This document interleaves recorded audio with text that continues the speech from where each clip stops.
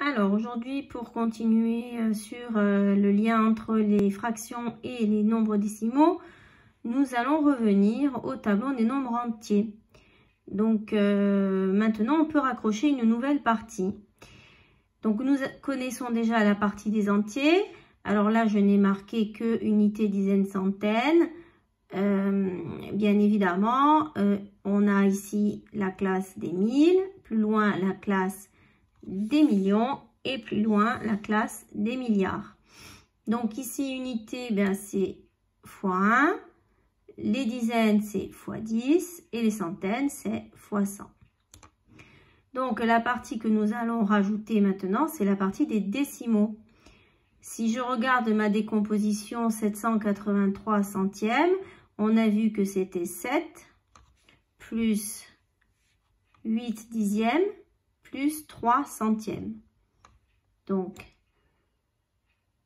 dans la partie des décimaux, j'ai les dixièmes, les centièmes et les millièmes. Si je vais écrire mon nombre ici, je vais donc avoir 7, qui est un entier, 8 dixièmes et 3 centièmes. On a les dixièmes, c'est quand on a partagé en 10. Les centièmes, quand on a partagé en 100. Et les millièmes, quand on a partagé en 1000. Évidemment, là, hop, on rectifie. Il y a une petite erreur. Donc, un nombre décimal possède une partie entière et une partie décimale. La partie entière, c'est celle qui se trouve à gauche de la virgule. Et la partie décimale, celle qui se trouve à droite. Retrouve la fraction correspondante. 0,7. J'ai un chiffre après la virgule, j'ai donc des dixièmes. Et mon nombre, c'est 7. Donc, 7 dixièmes.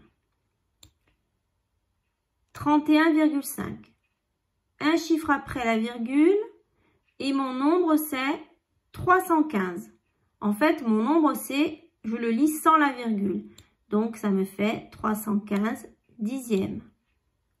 Ici, j'ai deux chiffres après la virgule, donc je vais avoir des centièmes. J'oublie la virgule et je lis 14 827. Donc, 14 827 centièmes. Ici, j'ai trois chiffres après la virgule, donc des millièmes.